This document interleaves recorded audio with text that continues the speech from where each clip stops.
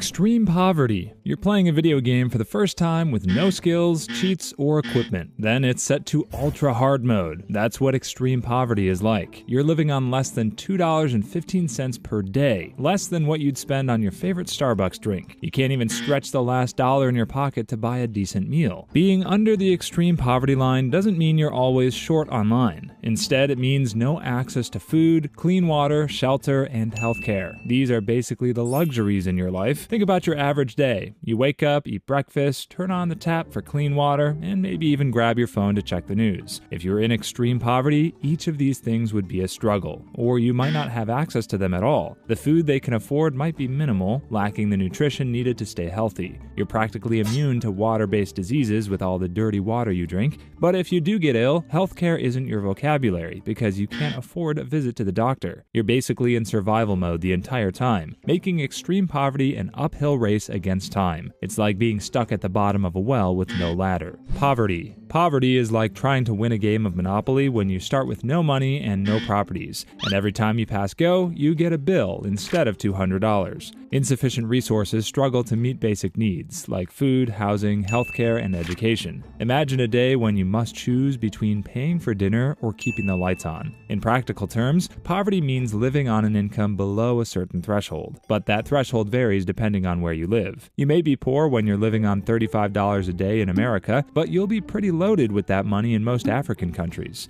But the point is that being poor means it's a daily struggle to put food on the table or find ways to pay your bills. But being poor isn't about not having enough dollars in the bank. It could also affect your quality of life and leave you stuck in a cycle because you don't have access to things that could help you escape the poverty loop, like higher education or better resources. There's also the idea of relative poverty, when you might have enough money to survive, still you can't participate in social activities in the community because your income is relatively low. Imagine having enough money to go to school, eat well, and pay your bills, but not enough to buy a smartphone. So while your friends share memes, you're playing Snake on your ancient Nokia 3310. Basically, being poor means your opportunities, choices, and freedom are limited, even if you might be making enough money to survive. Lower middle class. Imagine the lower middle class as a group of folks who are comfortably above the poverty line, but not quite capable of putting a pool in the backyard anytime soon. If you're in this class, you're living in a decent neighborhood, maybe in a modest home or an apartment. Your car might be the most reliable Toyota, but not exactly a Lexus. Being in this class means you have a stable job, but not raking in the big bucks. You're hardworking, maybe in administration, teaching, or trades. Bringing in enough to cover the basics, like food, housing, and utilities, won't be too much of a problem. But you're not in a situation where you can splurge on a shopping spree every time your paycheck comes.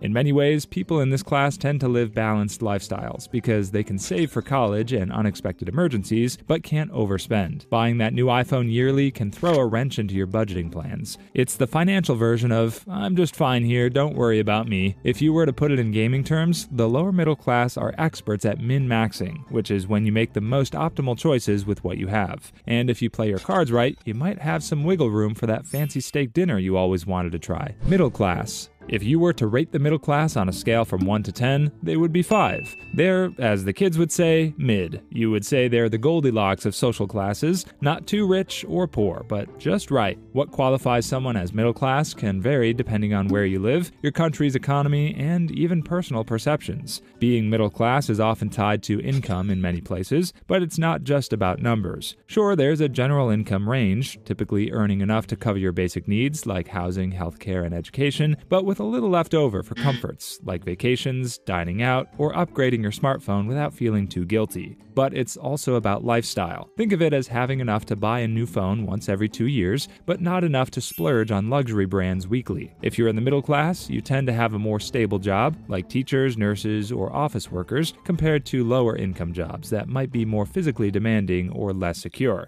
But you don't enjoy the financial freedom that lets you retire early. You can't also take unnecessary risks, like funding a wild business that could fail and turn you into a bottom feeder. It's a comfortable space where you're not stressing over every bill, but are still aware that spending too much could land you back on instant ramen noodle dinners for a while. Upper middle class. Being in the upper middle class means you're not in the cramped economy section of an airplane, but you can't afford the luxurious first class seats as well. You're right in the middle, where you can afford enough room to stretch your legs, but not enough to have free-flowing champagne. This group has a good handle on their finances and lives a pretty nice life. If you're in this class, you'd have a stable and well-paying job, like a senior manager, a specialized professional, or a successful business owner. You can earn a decent salary to live comfortably in a nice neighborhood, send your kids to good schools, and take vacations.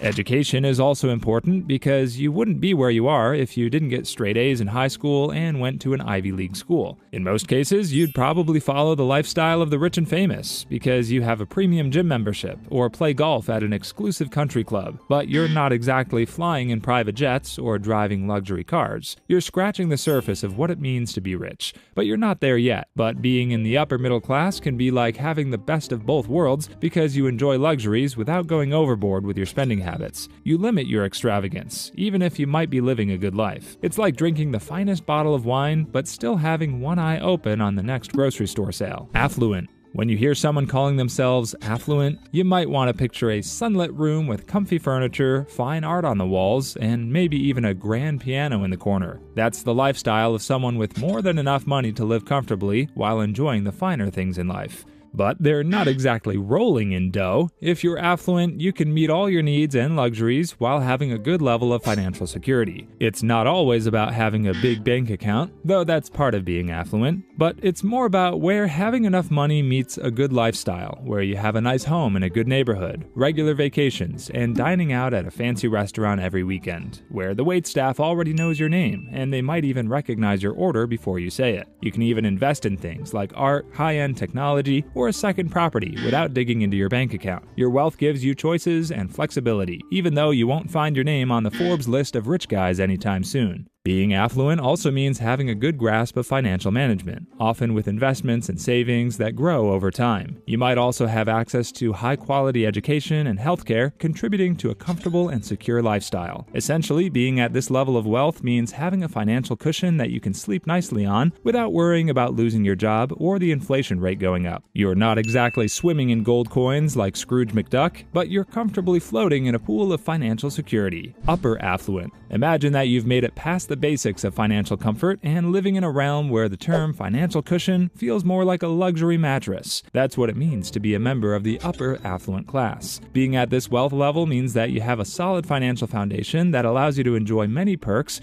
without constantly checking the price tag. Your income is significantly higher than average, so you can afford more than essentials. We're discussing things like upscale vacations, high-end cars, and maybe even a second or third property. Having pocket change also means being able to buy a car when someone dares you to. But it's not just about the big-ticket items. This wealth also means you can invest in experiences that enrich your life, like gourmet dining, exclusive events, and high-quality leisure activities. You might also have a financial advisor to help manage and make the most of your wealth because you can afford to hire someone to do the math for you. Socially, being upper affluent often places you in a circle with other high earners where discussions might revolve around investments, luxury brands, and maybe even philanthropy. It's a lifestyle where you're not just making ends meet, but actively enjoying the finer things and planning for the future. You're at the sweet spot where you can enjoy financial stability while indulging in your hobbies and having enough freedom and flexibility to do what you want without worrying about the future. It's like you found the golden ticket to the financial amusement park, where you can simply skip the long lines and enjoy the ride. Millionaire. Being a millionaire means you've hit the $1 million mark in net worth. This means that all your assets minus your liabilities are worth $1 million. Think of it as having a giant piggy bank worth 7 figures. In practical terms, this could mean having a mix of assets, like a big house, investments in stocks or real estate, and maybe even a yacht if you're feeling fancy. You're likely able to live comfortably without worrying too much about the price of everyday things. You might splurge on a few luxuries, like vacations or high-end gadgets, but you probably have a good chunk of your wealth invested in things that help it grow even more because even your money needs a vacation. Being a millionaire doesn't necessarily mean you're ultra-rich like the billionaires billionaires you hear about in the news, a solid financial position allows for a comfortable lifestyle and financial security. You're more likely to be able to afford higher education for your kids, retire early, or start a business if that's your thing. And it also means you can finally have that gourmet cup of coffee every morning without thinking twice. Of course, the cost of living can vary greatly depending on where you are. In a place like New York City or San Francisco, that million might not stretch as far as it would in a smaller town or rural area. You might spend more on parking than a month's worth of groceries. But overall, being a millionaire means you've got a decent financial cushion and some flexibility to enjoy life's perks without sweating the small stuff. Multi-millionaire. Let's say you've leveled up in the world of millionaires and taken the next step into becoming a multimillionaire. You're like a Pokemon in the sense that leveling up in the financial world allows you to evolve into your next stage. As a multimillionaire, you're not just worth at least $1 million. Instead, your net worth is now so high that it's multiple times higher than your regular millionaire. It might be in the 8-figure range, but it could also be in the 9-figure stage, where you're worth hundreds of millions. Being a millionaire is not just about having a big stack of cash, but also having so many zeros in your account that even your calculator is starting to sweat. You're looking at more millions than you can count, coming from a successful business, smart investments, even a hefty inheritance, or maybe even a magical ATM. Multimillionaires enjoy a lifestyle including luxury homes, high-performance cars, and multiple properties worldwide. Your investments include real estates, stocks, and expensive art. At this stage of wealth, you make decisions based on passion and interest, rather than necessity. It's like that successful YouTuber who pursued a career in the WWE because he's set for life. But it's worth noting that being a multimillionaire doesn't necessarily mean you can swim in a pool full of cash daily, because it only means your net worth is high. You could have no money in your wallet or bank account, but still be a multimillionaire because of your assets. That's a good thing if someone robs you on the street because you don't even have a penny to give. Billionaire. If you're a billionaire, you're basically in a contest where you and other rich people are trying to win a contest of who has the most zeros in your net worth. To put things in perspective, if a millionaire's wealth is like owning a fancy sports car, a billionaire's wealth is like owning the whole racetrack. $1 billion is $1,000 million. To make things clearer, imagine having $1 billion.